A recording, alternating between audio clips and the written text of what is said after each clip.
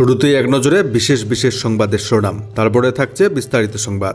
জুলাই আন্দোলনের মুখ, হাদির মৃত্যু বাংলাদেশে, উত্তাল গোটা বাংলাদেশ, রাতভর বিক্ষোভ, ভাঙচুরের পর অগ্নিসংযোগ, বাংলাদেশের একাধিক সংবাদপত্রের অফিসে হামলা চলল ভারতের উপদূতাবাসে, মৃত্যু সাংবাদিকের। হাদি ভাইয়ের খুনিদের ভারত ফিরিয়ে না দিলে ভারতের হাইকমিশন বন্ধ করে দেবে বাংলাদেশ, জানিয়ে দিল শারজিস আলম। এছাড়াও রাজশাহী খুলনায় ভিসা কেন্দ্র বন্ধ করে দিল ভারত সরকার।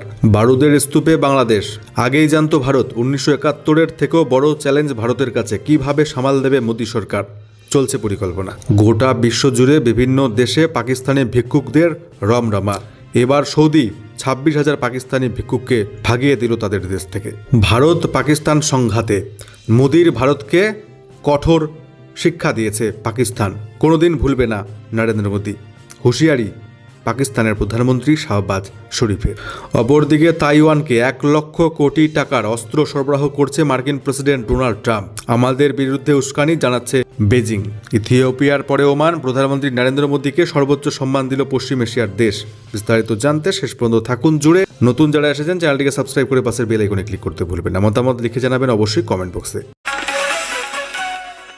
মৃত্যু হলো বাংলাদেশের জুলাই আন্দোলনের অন্যতম মুখ তথা ইনকিলাব মঞ্চের মুখপাত্র শরীফ ওসমান হাদির।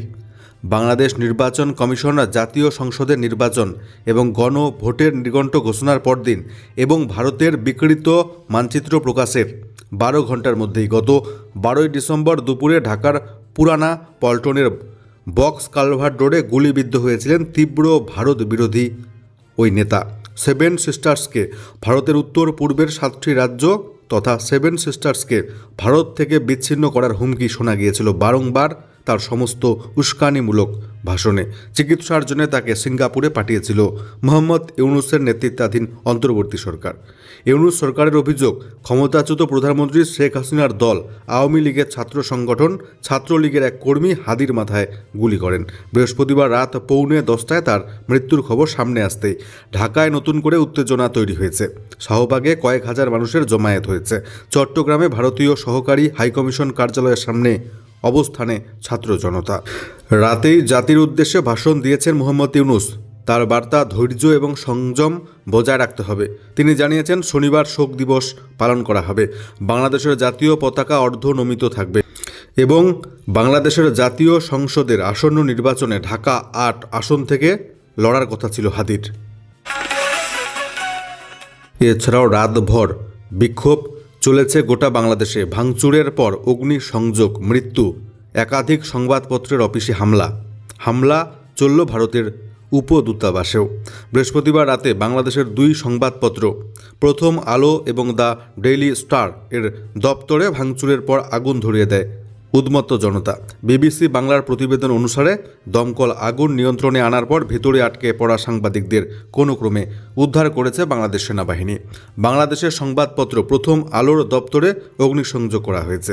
অপরদিকে খুলনায় এক সাংবাদিককে গুলি করে হত্যা করেছে উত্তেজিত জনতা। ময়মনসিংহে এক যুবককে পিটিয়ে খুন করার অভিযোগ উঠেছে। শেখ মুজিবুর রহমানের ধানমন্ডির বাড়িতে ব্যাপক ভাঙচুর চালানো হয়েছে। স্থানীয় সংবাদপত্রগুলি জানিয়েছে রাজশাহীতেও মুজিবের অপর একটি বাড়ি, আওয়ামী লীগের দপ্তর পুরোপুরি ভেঙে ধ্বংসস্তূপে পরিণত করা হয়েছে। বাংলাদেশের বহু জায়গাতেই বিক্ষোভকারীদের মুখে ছিল শেখ হাসিনা এবং ভারত বিরোধী স্লোগান। চট্টগ্রামে ভারতীয় উপদূতাবাস লক্ষ্য করে ঢিল পাটকেল ছোড়ার অভিযোগ উঠেছে।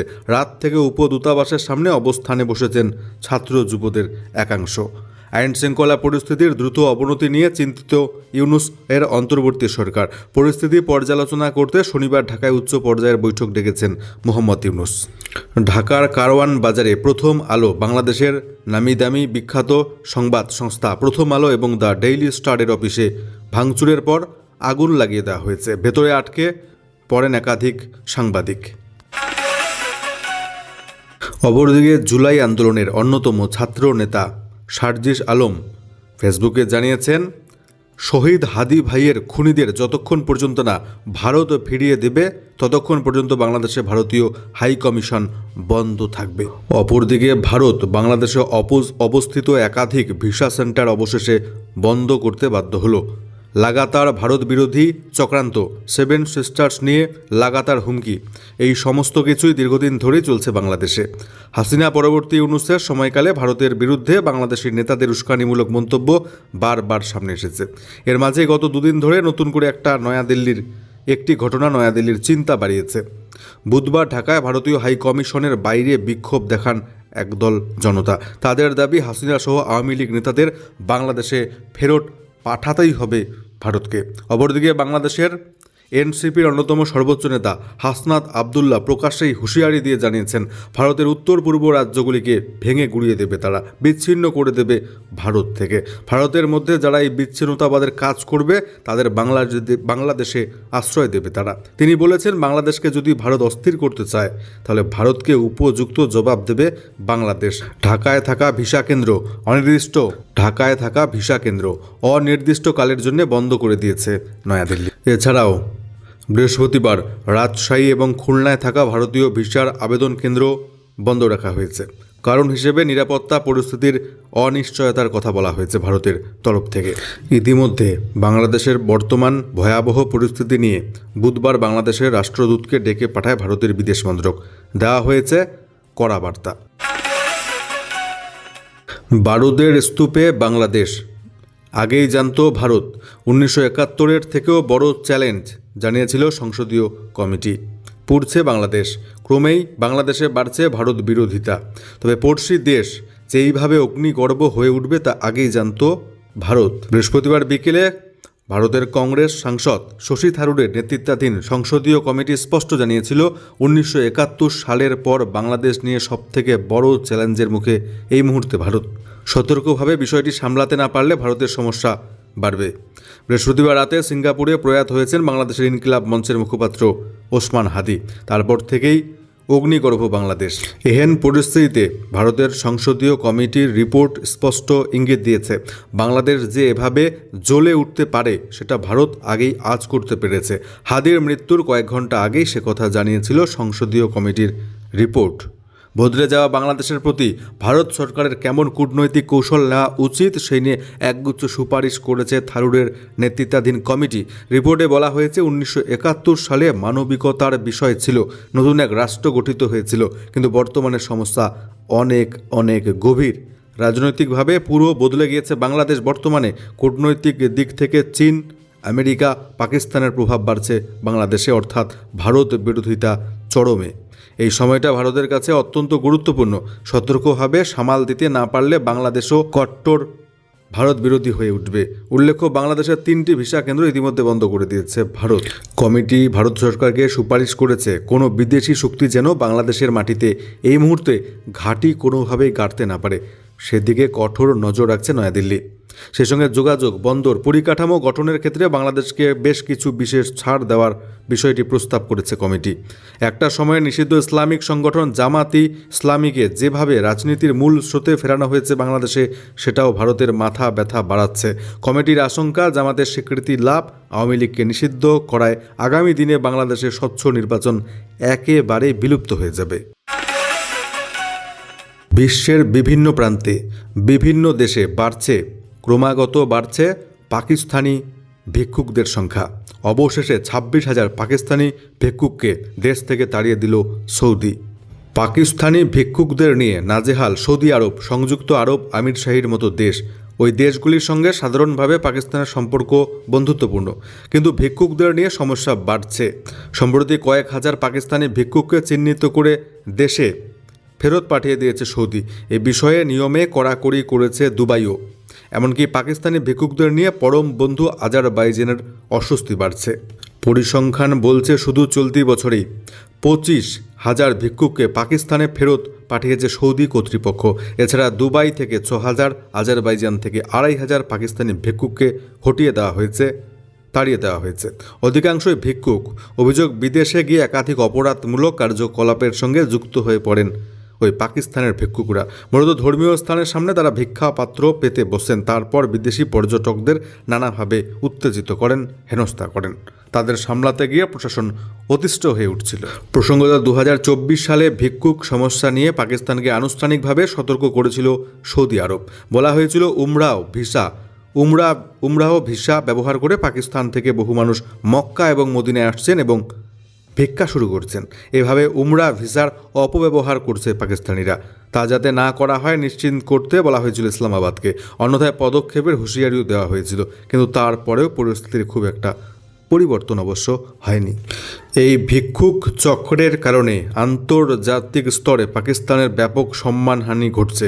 শুধু সৌদি, সংযুক্ত আরব আমির সেই আজারবাইজান নয়, ভিক্ষুক চক্রের জাল ছড়িয়ে পড়েছে থাইল্যান্ড, কম্বোডিয়া, আফ্রিকা, ইউরোপের মতো বিভিন্ন দেশে। নরেন্দ্র মোদীর ভারতকে এমন শিক্ষাটা দিয়েছি যে কোনো দিন ভুলবে না, এমনটাই মন্তব্য পাকিস্তানের প্রধানমন্ত্রীর। বুধবার খাইবার পাখতুনখাওয়ার হারিপুর বিশ্ববিদ্যালয়ে আয়োজিত একটি অনুষ্ঠানে বক্তব্য দিতে গিয়ে পাকিস্তানের প্রধানমন্ত্রী বলেছেন, এপ্রিল মের সংঘাতে মোদী নেতৃত্বাধীন ভারত সরকারকে উচিত শিক্ষা দিয়েছে একেবারে পাকিস্তান। তার ভাষায়, পাকিস্তান ভারত সংঘাতে আমরা মোদী সরকারকে এমন এক শিক্ষা দিয়েছি যা তারা জীবনেও ভুলতে পারবে না। পাকিস্তানের প্রধানমন্ত্রী বলেন, মার্কা ই হক বা সত্যের যুদ্ধে পাকিস্তানের সশস্ত্র বাহিনী জাতির দোয়া এবং অটল সমর্থনের মাধ্যমে বিজয় অর্জন করেছে ভারতের বিরুদ্ধে। দিল্লি থেকে মুম্বাই, পুরো ভারত এই পরাজয় কখনো ভুলবে না বলে মন্তব্য পাকিস্তানের প্রধানমন্ত্রী। এই সময় শাহবাজ শরীফ খাইবার পাখতুনখাওয়াকে সাহসী, দৃঢ়চিত্তা, বীরদের ভূমি বলে উল্লেখ করেছেন। সেখানকার জনগণের প্রতি শ্রদ্ধা জানিয়ে তিনি বলেন, আপনাদের ত্যাগের কারণেই দেশে শান্তি ফিরে আসছে। উল্লেখ্য, চলতি বছরের 22 এপ্রিল জম্মু এবং কাশ্মীরের পেহেলগামে এক সন্ত্রাসী হামলায় 26 জনের মৃত্যু হয়েছে। ভারত তাৎক্ষণিকভাবে ওই হামলার জন্য পাকিস্তানকে দায়ী করলেও পাকিস্তান তা দৃঢ়ভাবে প্রত্যাখ্যান করেছে। এরপর 23 এপ্রিল ভারত একের পর এক বৈরী পদক্ষেপ নিয়েছে, যার মধ্যে 65 বছরের পুরনো সিন্ধু জল চুক্তি স্থগিত করে দিয়েছে ভারত, পাকিস্তানি নাগরিকদের ভিসা বাতিল করে দিয়েছে, ওয়াঘা আটারি সীমান্ত বন্ধ করে দিয়েছে মোদী সরকার। নয়াদিল্লিতে পাকিস্তান হাইকমিশন বন্ধের নির্দেশ দিয়েছে। উভয় দেশে দূতাবাসে কর্মী সংখ্যা কমিয়ে এনেছে ভারত। ইথিওপিয়ার পরে এবার ওমান। ভারতের প্রধানমন্ত্রী নরেন্দ্র মোদীকে সর্বোচ্চ সম্মান প্রদান করল পশ্চিম এশিয়ার দেশ। ভারত ওমানের কূটনৈতিক সম্পর্ক 70 বছরে পা দিয়েছে। এই উপলক্ষে নরেন্দ্র মোদী ওমানের রাজধানী মাস্কটে গিয়েছেন। সেখানে গিয়ে তিনি দুই দেশের দ্বিপাক্ষিক সম্পর্ক আরও মজবুত করার বার্তা দিয়েছেন। ইথিওপিয়ার পরে ওমান। প্রধানমন্ত্রী নরেন্দ্র মোদীকে এবার সর্বোচ্চ নাগরিক সম্মান দিল পশ্চিম এশিয়ার ওই দেশ। ভারত এবং ওমান দুই দেশের দ্বিপাক্ষিক সম্পর্ককে মজবুত করার জন্যে মোদীর হাতে এই পুরস্কার তুলে দিয়েছেন সুলতান হাইথাম বিন তারিক। ত্রিদেশীয় সফরে গিয়েছেন প্রধানমন্ত্রী মোদী। জর্ডন, ইথিওপিয়ার পরে বুধবার দুদিনের সফরে ওমানে পৌঁছেছেন নরেন্দ্র মোদী। বৃহস্পতিবার সেখানেই তাকে সম্মানিত করে সেই দেশ। এর আগে ইথিওপিয়াও তাকে সর্বোচ্চ নাগরিক সম্মান প্রদান করেছে। The Great Honour Nishan of Ethiopia মোদীর হাতে তুলে দেন ইথিওপিয়ার প্রধানমন্ত্রী আবি আহমেদ আলী। এখনও পর্যন্ত বিভিন্ন বিদেশি রাষ্ট্র থেকে মোট 28টি নাগরিক সম্মান পেয়েছেন ভারতের প্রধানমন্ত্রী। আমেরিকা এবং তাইওয়ান দ্বিপাক্ষিক সম্পর্কের ইতিহাসে বৃহত্তম অস্ত্র সরবরাহের সিদ্ধান্ত নিল ডোনাল্ড ট্রাম্পের সরকার। এই পদক্ষেপের খবর প্রকাশ্যে আসার পরেই বৃহস্পতিবার কড়া প্রতিক্রিয়া জানিয়েছে বেজিং। চীনের সঙ্গে সংঘাতের আবহে তাইওয়ানকে $1,110 কোটি অর্থাৎ প্রায় 1,263 কোটি টাকা মূল্যের অস্ত্র সরবরাহ করার সিদ্ধান্ত নিল মার্কিন প্রেসিডেন্ট ডোনাল্ড ট্রাম্পের সরকার। এই সংক্রান্ত একটি প্রস্তাব মার্কিন কংগ্রেসে অনুমোদন পেতে চলেছে। আমেরিকা তাইওয়ান দ্বিপাক্ষিক সম্পর্কের ইতিহাসে এটি বৃহত্তম সামরিক সহযোগিতা। তাইওয়ানের প্রতিরক্ষা মন্ত্রক বুধবার আমেরিকা থেকে বিপুল পরিমাণ অস্ত্র কেনার কথা জানিয়েছে। বিবৃতিতে বলা হয়েছে, প্রস্তাবিত প্রতিরক্ষা সমঝোতায় 8 ধরনের সমরাস্ত্র এবং সামরিক সরঞ্জাম রয়েছে। ইতিমধ্যে কড়া প্রতিক্রিয়া জানিয়েছে বেজিং। বৃহস্পতিবার শি জিনপিং সরকারের বিদেশ দপ্তরের মুখপাত্র জিয়াকুন জানিয়েছেন, তাইওয়ানের স্বাধীনতাকে সমর্থন করবার জন্য আমেরিকা বল প্রয়োগ করলে হিতে বিপরীত হবে। তাইওয়ানকে ব্যবহার করে চীনকে নিয়ন্ত্রণ করার কৌশল একেবারেই সফল হবে না আমেরিকার।